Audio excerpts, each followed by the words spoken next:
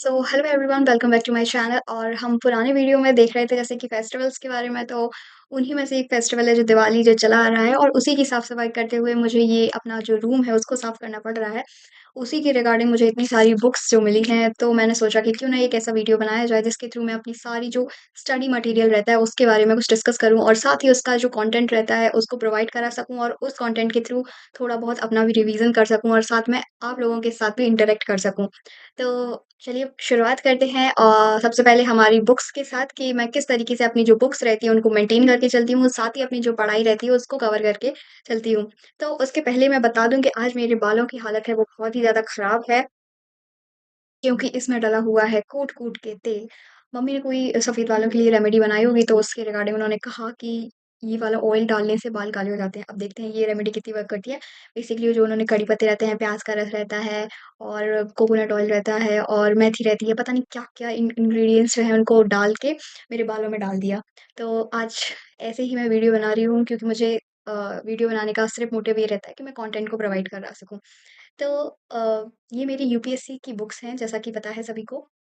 तो उन बुक्स में सबसे पहले तो जो यूपीएससी की एक जर्नी रहती है वो बहुत ज़्यादा क्रिटिकल रहती है, बहुत ही ज़्यादा कह सकते हैं डेंजरस टाइप की रहती है, जहाँ पे कभी आपका मन होता है कि हमें आज मन लगा के पढ़ना है, और कभी मन करता है कि रहने दो यार क्या लगे हुए हैं। तो this is kind of public service जिसको आप एक तरीके से पढ़ने के उद्देश्य से ना करो, एक रूटीन और एक डिसिप्लिन जो वे रहता है उसकी तरीके से फॉलो करो, जैसे कि मैं करती हूँ, तो शायद ये आपको आसान लगे। तो मेरी क्या प्रोसेस रहती है अपनी बुक्स को फ़ॉलो करने की, कि मैं जो भी पढ़ती हूँ तो मैं उसका इम्प्लीमेंटेशन देखना चाहती हूँ, कि जो मुझे बुक्स के दौरान जो इन्फॉर्मेशन वग़ैरह है दी जाती है, तो उसको मैं एक वे में इस वे में डाल सकूँ कि वो हमारी जो डेली लाइफ़ रहती है वो एक्चुअल उससे कहीं न कहीं मिलती-जुलती रहती है। तो अगर जैसे कहीं मैं बाहर जाती हूँ, रोड साइड जाती हूँ और देखती हूँ कि एक्चुअल में वो चीज़ें चल रही हैं, और तो मुझे महसूस होता है कि जो मैंने इन्फॉर्मेशन प्रोवाइड की है अपनी बुक्स के साथ, तो वो मुझे बहुत ही ज़्यादा आगे ले जाने का काम करेगी। दूसरा, बुक्स को पढ़ने से आपके अंदर जो पेशेंस लेवल है, जो आपकी कामनेस है, वो भी एक तरीके से शो होती है कहीं न कहीं। आप बहुत ज़्यादा काम हो जाते हो, लॉयल हो जाते हो अपनी चीज़ों के प्रति।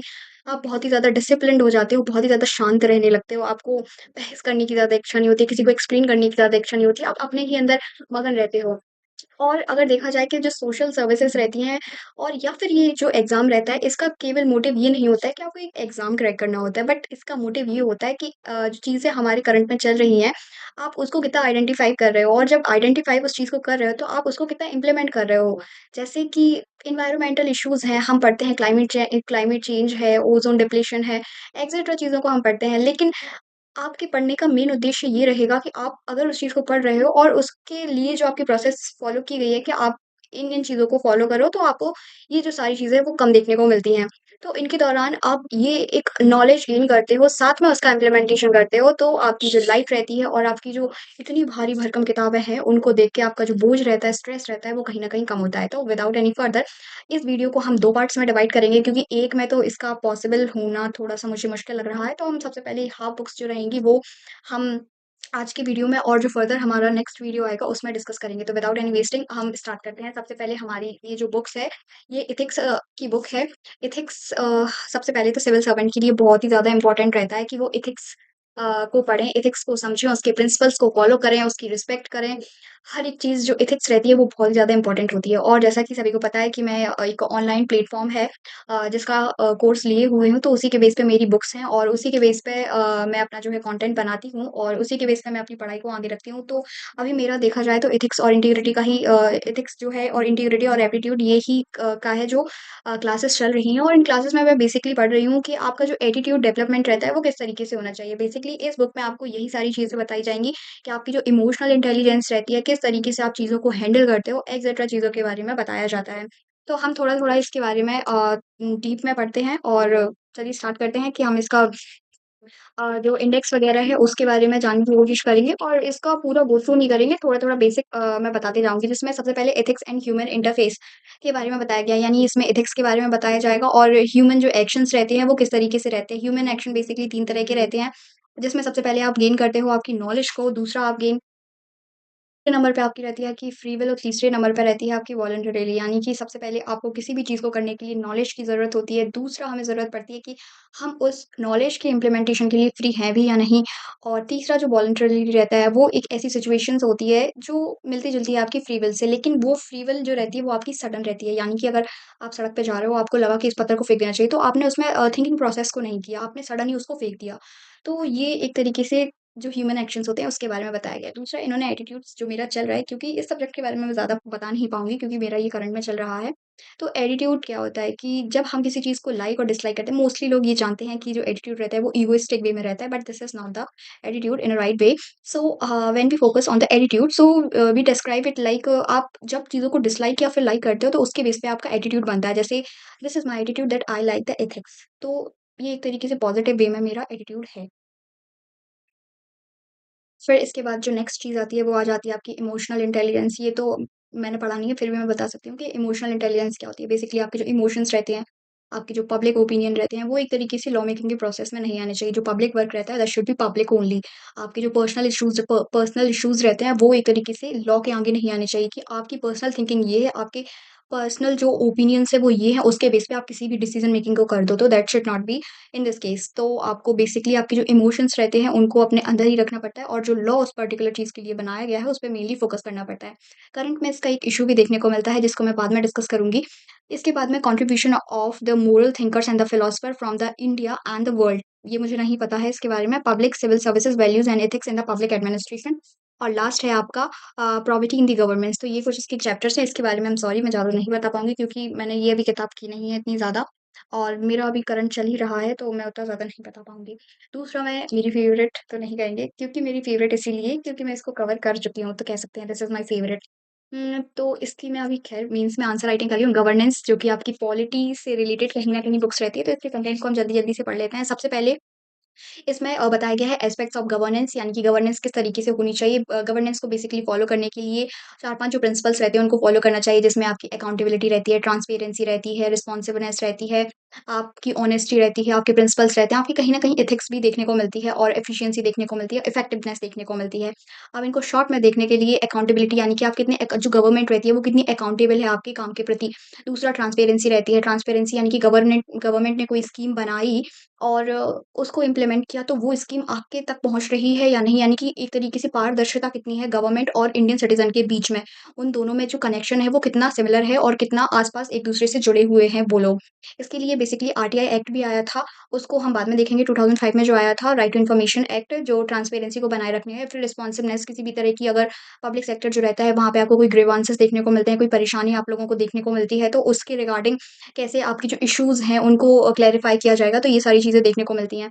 फिर जो-जो चीज़ें थीं, जो मुझे याद आती जाएँगी तो मैं बताती जाऊँगी। दूसरा ये रहता है अकाउंटेबिलिटी, एक अलग से ही यहाँ पे चैप्टर है। फिर ट्रांसपेरेंसी भी यहाँ पे अलग से एक चैप्टर है जिसमें basically right to information act आपको 2005 का बताया गया है। कि किस तरीके से अब ख़ैर जो राइट टू इन्फॉर्मेशन एक्ट रहता है उसके अकॉर्डिंग आपकी जो मीडिया, ब्रॉडकास्टिंग, पॉडकास्टिंग, इंटरनेट के थ्रू जो ओटीटी प्रोवाइड कराई जाती हैं, तो ये सारी जो चीज़ें हैं वो आपको एक तरीके से राइट टू इन्फॉर्मेशन ही प्रोवाइड कराती हैं। अब राइट टू इन्फॉर्मेशन का ये मतलब नहीं होता है कि आप गवर्नमेंट से रिलेटेड चीज़ों को ही प्रोवाइड कराओ। दैट कैन बी एक तरीके से कह सकते हैं कि आपकी जो फ़िल्म इंडस्ट्रीज़ वग़ैरह रहती हैं उनकी इन्फॉर्मेशन, क्योंकि देखो हर एक इंसान के अपना एक एंटरटेनमेंट का वे होता है, तो वो उसी हिसाब से अपनी चीज़ों को अचीव करने की कोशिश करते हैं। उन्हीं के रिगार्डिंग वो चीज़ों को देखना चाहते हैं, तो उसी के बेस पे उन लोगों ने बनाया होता है। फिर एक तरीके से कॉर्पोरेट गवर्नेंस, यानी कि किस तरीके से आप साथ में मिलकर गवर्नेंस को फ़ॉलो कर सकते हैं। अब गवर्नेंस एक तरीके से होता क्या है बेसिकली, गवर्नेंस। तो गवर्नेंस एक तरीके से कोलैबोरेशन होता है, जहाँ पे जो सरकार रहती है वो इस तरीके से काम करती है कि वो जल्दी भी हो जाए, अच्छे तरीके से भी हो जाए, लोगों को भी उसकी सुविधा एक तरीके से पहुँचाई जाए। तो ये गवर्नेंस के एस्पेक्ट्स होते हैं।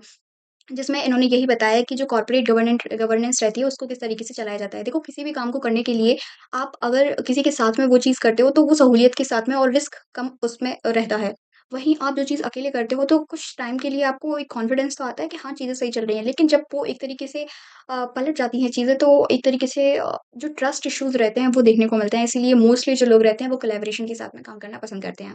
फिर सिटीज़न चार्टर के बारे में यहाँ पे बताया गया है। सिटीज़न चार्टर बेसिकली एक ऐसे चार्टर होता है, एक ऐसा बेसिकली क्राइटेरिया रहता है जो आपकी पब्लिक डोमेन्स में, इवन जो प्राइवेट डोमेन्स रहती हैं उनमें फैला हुआ होता है। जैसे कि अगर जब आप हॉस्पिटल्स में जाते हो तो वहाँ पे आपकी सारी यहाँ पे एक सुविधाएँ लिखी होती हैं कि इस हॉस्पिटल में ये तरह की फैसिलिटीज़ हैं प्रोवाइड कराई जाती हैं, इसका वैक्सीनेशन कराया जाता है, इसकी मेडिसिन्स अवेलेबल होती हैं, इवन आपकी जो पॉलिसीज़ गवर्नमेंट की रिलेटेड टू हेल्थ सारी चीज़ें ये इंडियन जो सिटीज़न चार्टर रहता है उसके थ्रू बताएँ ताकि जो एक आम आदमी जब किसी पर्टिकुलर एरिया में पहुँचता है तो उसको आस-पास अ, ऐसा महसूस ना हो कि वो कुछ जानता ही नहीं है। तो एक तरीके से उसको हर एक इन्फॉर्मेशन प्रोवाइड कराना, हर एक फैसिलिटीज़ प्रोवाइड कराना।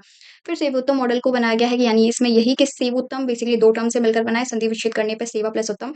यानी कि जो सिटीज़न चार्टर रहता है उसी की सेवा को और ज़्यादा एनहांस करने के लिए जो एआरसी रहती है एडमिनिस्ट्रेशन रिफॉर्म कमीशन उसके थ्रू बेसिकली चीज़ों को बनाया जाता है, तो ये उसके मॉडल हैं, उसके क्राइटेरिया अलग से हैं, ये बाद में कहीं डिस्कस करेंगे। फिर ग्रीवांसेस रिड्रेसल मैकेनिज़्म आता है, जिसमें बेसिकली जो भी पब्लिक के ग्रीवांसेस रहते हैं, दुखड़े उनके रहते हैं कि कहाँ उन्हें सिचुएशंस, कहाँ उन्हें परेशानी देखने को मिलती है, तो उसके एक तरीके से रिड्रेसल के लिए ये बातें की जाती हैं। फिर ई-गवर्नेंस की बात करते हैं, क्योंकि डिजिटलाइज़ेशन और मॉडर्नाइज़ेशन और एआई जैसी टाइम में हम लोग ई-गवर्नेंस को ज़्यादा प्रमोट करते हैं कि मेनली जो सारी चीज़ें रहती हैं कि डिजिटल फॉर्म में रहें, क्योंकि आजकल देखा जाए छोटे से छोटे बच्चे और बड़े से बड़े बच्चे सभी लोगों के पास फ़ोन होता है, तो अगर वो फ़ोन में इतना ही इंडल्ज अपने आप को कर रहे हैं, तो हम क्यों ना ऐसी सिचुएशंस को क्रिएट करें, जहाँ पे उनको गंदी चीज़ें ना देखते हुए उनको एक इन्फॉर्मेटिव अगर वो जैसे रील्स स्क्रॉल डाउन करते हैं, तो उसमें भी आपको एक इन्फॉर्मेशन प्रोवाइड कराई जा सके। और ये जो डिजिटलाइज़ेशन है और जो सोशल मीडिया है, उसके रिगार्डिंग भी एक करंट अफ़ेयर है, जिसको मैं बाद में डिस्कस करूँगी। फिर इसके बाद में सोशल ऑडिट की बात की जाती है कि जितने भी आपके जो एनजीओज़ वगैरह चलते हैं, इवन जो आपके पब्लिक सेक्टर के जो काम चलते हैं, तो उनको देखने के लिए, उनको ऑडिट करने के लिए कि काम सही चल भी रहा है या ऐसे ही धुआँ में चल रहा। तो उनको देखने के लिए टाइम टू टाइम जो एनजीओज़ वगैरह रहते हैं या फिर 2-3 लोगों की ऐसी कमेटी बना ली जाती है, वो सोशल ऑडिटिंग का काम करते हैं कि काम फील्ड लेवल पे, ग्राउंड लेवल पे सही चल रहा है कि ऐसे ही। फिर citizen participation in the governance फिर हम जैसे लोग जो पार्टिसिपेट करते हैं और अपने जो इश्यूज़ हैं वो भी बताते हैं। साथ में ये भी बताते हैं कि काम हमारे हिसाब से हो भी रहा है कि गवर्नमेंट सिर्फ़ अपने-अपने में लगी हुई है। तो फिर डेवलपमेंट प्रोसेस की बात करते हैं तो 3 तरह की डेवलपमेंट प्रोसेस होती हैं। सबसे पहले डेवलपमेंट होता क्या है? तो चाहे फिर वो इकोनॉमिक वे में हो, पॉलिटिकल वे में हो, एनवायरमेंटल वे में हो, सोसाइटी के बेस पे क्यों ना हो, तो ये सारी चीज़ें जो है डेवलपमेंट के फॉर्म में क्रिएट की जाती हैं। तो फिर और इन चारों को जब मिला दिया जाता है तो वो दैट इज़ ह्यूमन डेवलपमेंट। तो पब्लिक पॉलिसी सबसे डेवलपमेंट के लिए पब्लिक पॉलिसी का यानी कि डेवलपमेंट हम खुद देखते हैं विकास क्या है। गवर्नमेंट हमारे लिए पॉलिसीज़ बनाती है, पब्लिक पॉलिसी का काम करती है। पब्लिक पॉलिसी मेकिंग की एक प्रोसेस होती है। उसमें क्या होता है कि आप पॉलिसी इस तरीके से बनाते हो कि आपका जो करंट टाइम पे आप एक ऐसी पॉलिसी को बनाओ जो आपके फ्यूचर पर्सपेक्टिव से बहुत ही ज़्यादा हेल्पफुल रहे। तो इस तरह की जो पॉलिसी रहती हैं वो वर्क में रहती हैं और अच्छे से काम भी करती हैं और फ्यूचर को देखते हुए ऐसी पॉलिसी बनाई जाती हैं। तो पॉलिसी ऐसी नहीं है कि धुएँ में बन जाती है, एक दिन में बन गई। तो उसके लिए एक टाइम लगता है, गवर्नमेंट का भी टाइम लगता है, गवर्नमेंट भी काफ़ी कोशिश करती है कि अच्छी तरीके से चीज़ों को बनाया जाए। फिर पॉलिसी मेकिंग प्रोसेस रहती है, डेवलपमेंट स्ट्रैटेजीज़ इन इंडिया 3 तरह की ये जो है स्ट्रैटेजीज़ बनाई गई हैं। सबसे पहले नेहरूवियन फ़ेज़ में यानी कि आफ्टर इंडिपेंडेंस जब हमारा कॉन्स्टिट्यूशन बन के रेडी हुआ 1950 से हमारा बेसिकली नेहरूवियन ईरा है जो वो शुरुआत होता है ऑलमोस्ट 47 से ही लगभग-लगभग शुरू हो जाता है। फिर पोस्ट नेहरूवियन ईरा रहता है, फिर इसके बाद में जो मॉडर्न टाइम रहता है वो रहता है। तो इन ईराज़ में बेसिकली डेवलपमेंट के फ़ेजेज़ कैसे-कैसे चले। जैसे कि हमारा 1991 और मेनली कह सकते हैं प्लानिंग कमीशन ही आपका 2017 तक तो प्लानिंग ही कमीशन चला, जिसके तहत आपके जो 5 ईयर प्लान्स थे वो बनाए गए थे। फिर इसके बाद में 20 ईयर एनुअल प्लान भी बनाए गए थे और ये सारी चीज़ें हैं जो डेवलपमेंट के नज़रिए से देखा जाते हैं और करंट जो हम लोगों की सिचुएशन देखी जाए तो वो यही है कि हम कैसे डेवलपिंग से डेवलप्ड की तरफ अपने आप को बढ़ाएँ, डिजिटलाइज़ेशन को बढ़ाएँ, सेल्फ रिलायंस को पे फ़ोकस करें, अपने मैन्युफैक्चरिंग पे फ़ोकस करें, तो करंट इश्यूज़ ये सारे देखने को मिलते हैं। हुँ।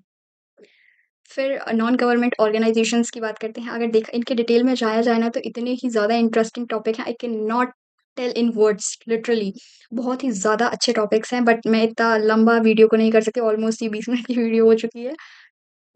तो हम ऐसे ऊपर-ऊपर से जाते हैं कि नॉन गवर्नमेंट ऑर्गनाइज़ेशन फिर सेल्फ हेल्प ग्रुप्स रहते हैं, फिर कॉर्पोरेट्स रहते हैं, डोनर ऑर्गनाइज़ेशंस रहती हैं, चैरिटी ऑर्गनाइज़ेशन रहती हैं, रेगुलेटरी बॉडीज़ रहती हैं, जैसे सेबी वगैरह हो गई।